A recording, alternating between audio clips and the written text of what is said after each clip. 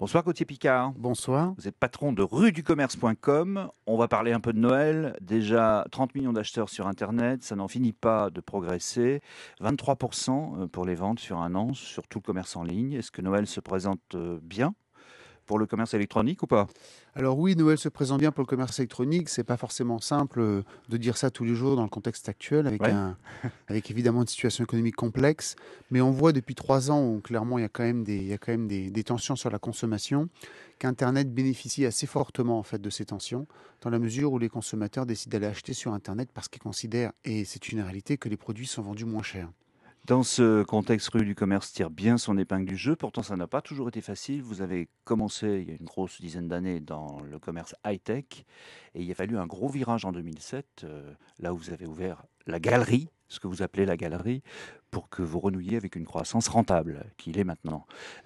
Expliquez-nous ce qu'est la galerie. Alors le principe, c'est qu'en tant que commerçant, vous pouvez soit vendre directement les produits, c'est-à-dire Ouais. vous les achetez chez les fabricants, vous les stockez, vous les distribuez. C'est ce qu'on fait dans le domaine du high-tech effectivement depuis 12 ans.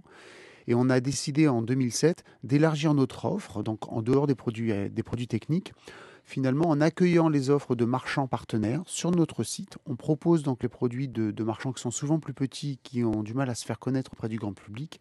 On accueille leurs produits sur notre site, on les vend auprès des consommateurs, puisqu'on a nous un très fort trafic en permanence. Et ensuite, on transmet la commande au marchand qui lui va honorer la commande et l'expédier au consommateur. Le principe pour nous, c'est que ça nous permet de rentrer dans énormément de familles de produits très rapidement. On n'a pas Mhm. besoin de stocker les produits.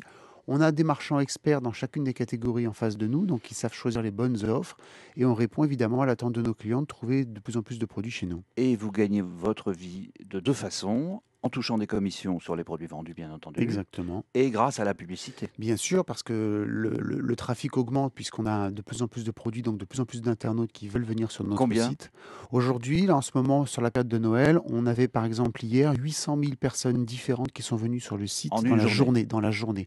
Donc imaginez, c'est 10 stades de France, c'est colossal. Évidemment, pour les annonceurs, c'est tout à fait Très intéressant. intéressant. Alors, avec un modèle comme celui-là, Rue du Commerce suscite des convoitises, et en particulier une, puisque vous allez être absorbé, on peut peut-être le dire comme ça, par Altarea Cogedim, qu'on connaît peu, mais il faut dire que c'est le commerce traditionnel, en réalité, qui met la main sur vous.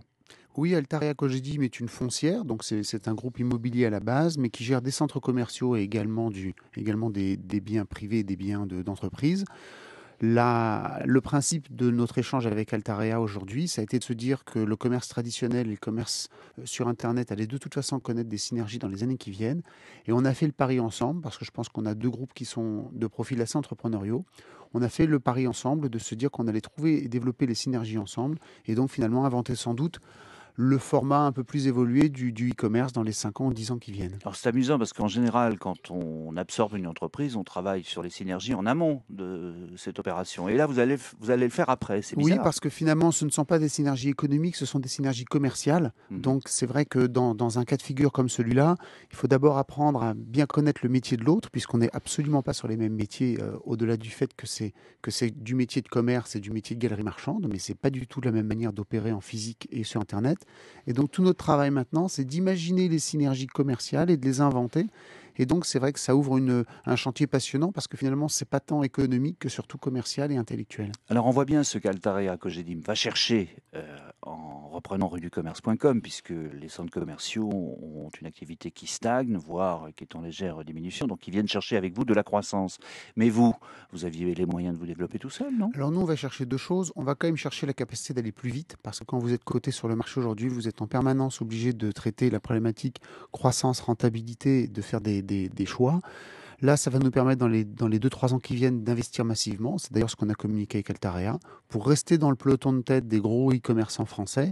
Et le deuxième point, c'est qu'on vient chercher effectivement cette capacité de réflexion aussi avec un acteur traditionnel qui n'est pas vraiment un distributeur, qui est plutôt un intermédiaire de la distribution, un peu comme le profil qu'on a sur la galerie. Et donc, on va trouver évidemment des forces d'innovation. La thèse fondamentale, c'est que le commerce virtuel ne tuera pas le commerce en dur, qu'il y a une interaction entre les deux, que parfois on va voir les objets qu'on veut acheter avant de les acheter sur Internet, ou l'inverse d'ailleurs, on va finir par les acheter auprès d'un conseiller dans un magasin. C'est ça, hein? C'est ça, vous avez tout à fait raison. La thèse de base, c'est qu'il y aura à peu près 20% du commerce qui se fera sur le e-commerce dans le long terme, hein. Il y a déjà, selon les familles de produits, une tendance qu'entre, on va dire, 5 et 20% aujourd'hui. Et la deuxième thèse, c'est évidemment qu'avec la mobilité, avec nos téléphones intelligents, avec les tablettes de main, les consommateurs achèteront n'importe où. Et donc, ils peuvent très bien décider d'acheter en magasin, sur Internet, alors qu'ils sont en Oui, magasin, ou l'inverse, effectivement. Et donc, c'est ce mélange que nous voulons appréhender. On veut être en avance. C'est le premier deal de ce type qui a lieu, je pense, dans le monde, parce que je ne crois pas qu'il y ait d'exemple de ce type-là. Donc, effectivement, on a beaucoup de choses à inventer. Mais de notre point de vue, c'est vraiment le e-commerce de demain. il y a déjà des monstres dans le commerce en ligne. La plupart sont américains, Amazon, eBay. On est toujours un petit peu désolé de voir une start-up française perdre son indépendance. Il y en a déjà eu beaucoup avant vous. Est-ce qu'il y a place pour un acteur strictement européen et indépendant dans ce commerce qui est promis à un grand avenir? Alors, il y a place pour un acteur européen, ça c'est sûr. La seule chose, c'est que cet acteur européen, face aux géants américains que vous citiez, il a besoin d'être très solide d'un Mhm. point de vue financier et d'un point de vue commercial. Et je pense qu'une start-up aujourd'hui, dans le monde économique tel qu'il est, on a réussi à vraiment investir massivement dans les années 2000 parce qu'il y avait une certaine euphorie autour de ce média. Aujourd'hui, clairement, c'est plus possible. On voit que c'est beaucoup plus compliqué. Et donc, je crois qu'il est impératif de s'adosser sur des gros acteurs. Maintenant, ça ne veut pas forcément dire qu'on perd son indépendance. L'exemple que je donne avec Altarea, c'est que Patrick Jacquemin, cofondateur du commerce, et moi-même, on reste actionnaire de la nouvelle structure qui rachète du commerce, et donc finalement, on reste des entrepreneurs aux manettes. Mhm. Simplement, on va bénéficier de moyens supplémentaires, et ça nous semble être la meilleure solution aujourd'hui pour continuer de se développer. Merci Gauthier Picard. Merci à vous.